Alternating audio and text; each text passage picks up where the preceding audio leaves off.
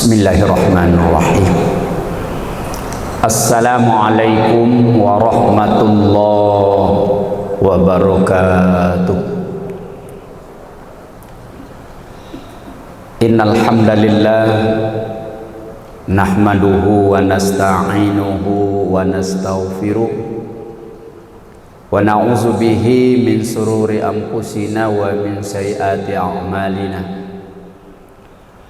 Asyhadu an la ilaha illallah wahdahu la syarikalah wa asyhadu anna Muhammadan abduhu wa rasuluh la nabiyya wa rasula ba'dah. Allahumma salli wa sallim wa barik ala Muhammad wa ala alihi wa ashabihi ajma'in. A'udzu billahi minasy syaithanir rajim. Bismillahirrahmanirrahim. Kuntum khaira ummatin ukhrijat linnas ta'muruna bil ma'ruf wa tanhauna 'anil munkar wa tu'minuna billah walau amana ahlul kitab lakana khairan lahum minhumul mu'minuna wa aktsaruhumul fasiqun. Shadaqallahul azim. Kaum muslimin dan kaum muslimat jemaah zuhur yang insyaallah dirahmati dan dimuliakan Allah, bersyukur kita kepada Allah. Alhamdulillah, siang ini kita bisa kembali berjamaah, kita bisa kembali duduk di majelis ilmu ini. Mudah-mudahan ini jadi amal soleh bagi kita semua di sisi Allah. Amin ya rabbal alamin. Kemudian kita berselawat untuk Nabi kita, Nabi Muhammad sallallahu alaihi wasallam. Allahumma salli ala Muhammad wa ala ali Muhammad. Assalamu alayka ya Rasulullah. Assalamu alayka ya Habiballah. Jemaah zuhur yang insyaallah dirahmati dan dimuliakan Allah, dalam kesempatan ini kita akan membahas tentang pentingnya melakukan amar ma'ruf nahi mungkar. Amar ma'ruf artinya menyuruh kepada yang baik, nahi mungkar mencegah dari yang mungkar atau yang dilarang oleh Allah. Kita umat Islam adalah umat terbaik jika kita menegakkan amar ma'ruf nahi mungkar. Demikian kata Allah di dalam surah Ali Imran ayat 110. Kuntum khaira ummatin ukhrijat linnas. Kamu itu adalah umat terbaik yang diutus kepada manusia. Ta'muruna bil ma'ruf wa tanhauna 'anil munkar.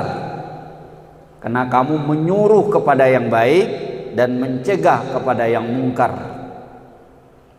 Jadi kita umat Islam ini umat terbaik kata Allah jika kita menjadi orang yang menegakkan amar ma'ruf nahi mungkar. Persoalan kita hari ini, bapak-bapak dan ibu-ibu, kita tidak kekurangan orang soleh. Masjid-masjid ramai, majelis-majelis zikir hidup di mana-mana. Simbol-simbol keagamaan muncul. Kegiatan-kegiatan pendekatan dan pemahaman terhadap Al-Quran juga tidak sedikit Yang jadi persoalan hari ini bagi kita adalah kurangnya amar ma'ruf nahi mungkar. Akibatnya apa? Kemungkaran dan kemaksiatan itu merajalela.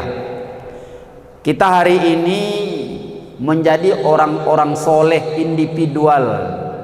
Kita soleh secara pribadi. Kita sholat, kita berzikir, kita bersedekah. Tapi kita kehilangan kesolehan sosial kita. Kita kehilangan kesolehan sosial. Apa itu? Kepedulian terhadap amar ma'ruf nahi mungkar.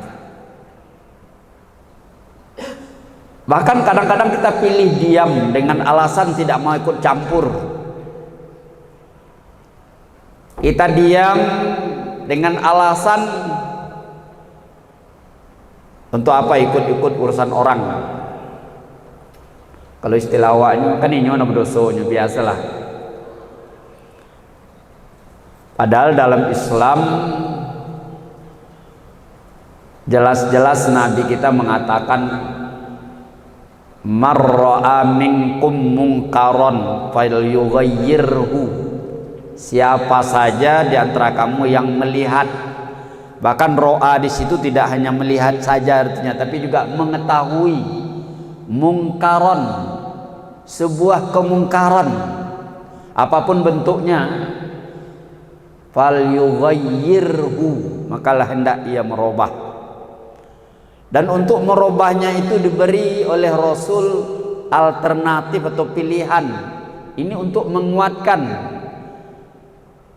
Pertama kata Rasul biyadih, dengan tangan, dengan kekuatan, dengan kekuasaan. Fa illam yastati, kalau tidak sanggup dengan itu, pabilisani, dengan lisan. Ada teguran melalui ucapan. Fa illam yastati fa biqalbi wa huwa at'aful iman. Kalau tidak sanggup juga dengan lisan, dengan ucapan, dengan hati, tapi itu adalah selemah-lemah iman.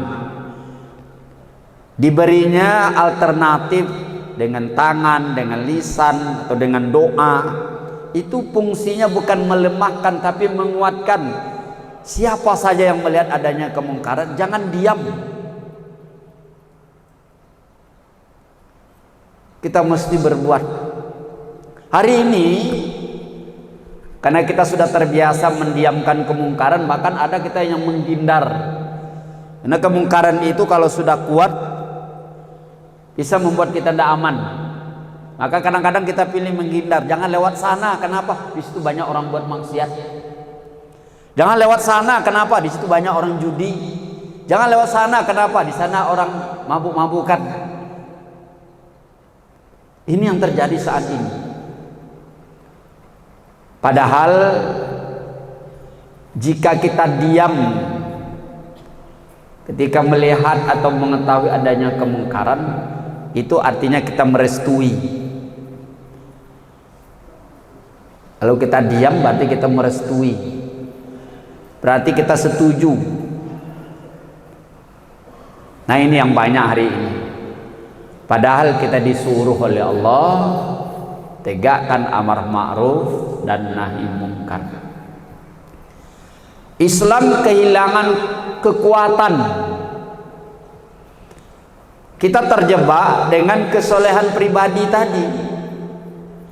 Padahal Islam tidak hanya mengajarkan kepada kita tentang kesolehan pribadi kita, tapi juga kesolehan sosial, peduli.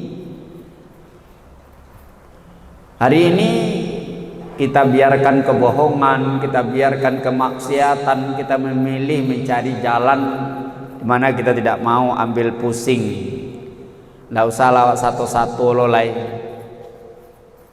Padahal ketika itu kita biarkan, itu adalah sebuah dosa untuk kita. Jemaah zuhur yang dirahmati Allah. Oleh sebab itu, sebagai seorang muslim, kita harus melakukan yang namanya amar ma'ruf nahi mungkar. Itu hukumnya wajib. Dan jangan kita diam ketika ada kemungkaran dan kemaksiatan. Dan mari kita mulai dari lingkungan terkecil di dalam rumah tangga kita. Seorang ayah ketika melihat anaknya tidak sholat lalu diam, itu artinya si ayah membiarkan dan merestui anaknya tidak sholat.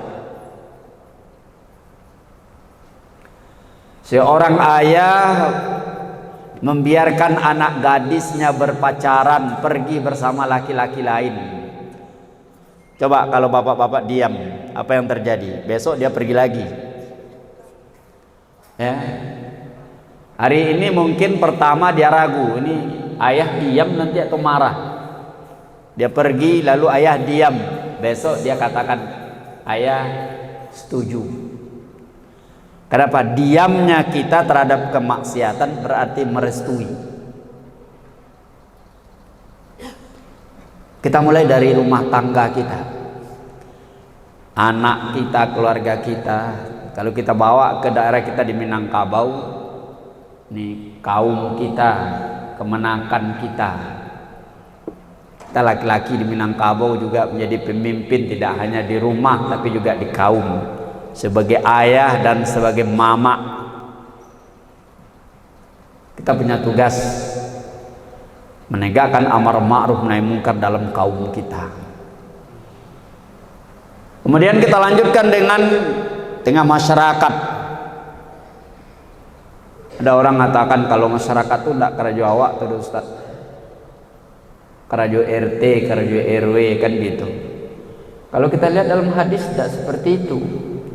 Setiap orang Islam yang melihat atau mengetahui adanya kemungkaran, dia diperintahkan untuk melakukan amar ma'ruf nahi mungkar. Diberi oleh Allah alternatif melalui sabda Rasul tadi, pilihan supaya jangan ada yang tidak ikut, tidak sanggup dengan kekuatan karena memang lemah, tidak punya kekuasaan. Bukan berarti dia harus diam. Ada alternatif kedua, dengan lisan dia harus bicara. Jadi diberinya oleh Rasul alternatif biyadi, bilisani, biqalbi. Ini bukan melemahkan, tetapi menguatkan agar setiap kita ikut. Lalu diberi pilihan, mengisyaratkan pentingnya amar ma'ruf nahi mungkar itu. Tidak sanggup dengan tangan, dengan lisan, tidak sanggup dengan lisan, dengan hati. Jadi bapak-bapak dan ibu-ibu, ini persoalan kita hari ini. Kita bukan kekurangan kesolehan, kesolehan kita kesolehan pribadi. Kita lihat Kota Padang ini, ya, kegiatan-kegiatan keagamaan luar biasa, ya, simbol-simbol keagamaan hebat. Tapi kadang-kadang kita mendiamkan kebohongan, kita mendiamkan kemaksiatan. Ini yang harus jadi perhatian oleh kita. Jadi melalui mimbar zuhur yang singkat ini, mari kita sama-sama kembali melihat ya firman Allah tadi, surat Al-Imran ayat 110, kemudian juga diperkuat oleh surat At-Taubah ayat 71, surat Al-A'raf dan ayat-ayat yang lain. Yang intinya apa? Umat Islam harus menegakkan amar ma'ruf nahi mungkar. Ketika amar ma'ruf nahi mungkar tidak jalan, Islam tidak punya kekuatan. Islam kehilangan kehebatan. Maka oleh sebab itu tegakkan yang namanya amar ma'ruf nahi mungkar. Mudah-mudahan dengan itu sebagaimana dikatakan oleh Allah dalam surah Al-Imran ayat 110, kuntum khaira ummah. Kamu itu umat Islam kata Rasul umat terbaik. Tapi syaratnya apa? Ta'muruna bil ma'ruf. Kita harus mengajak, menyuruh, memerintahkan untuk berbuat kebaikan. Wa tanhauna 'anil munkar, dan harus bisa mencegah dengan dalam hal kemungkaran. Demikian kultum zuhur kita, mudah-mudahan bermanfaat untuk kita semua, termasuk kami yang menyampaikan. Terima kasih, banyak maaf. Assalamualaikum warahmatullahi wabarakatuh.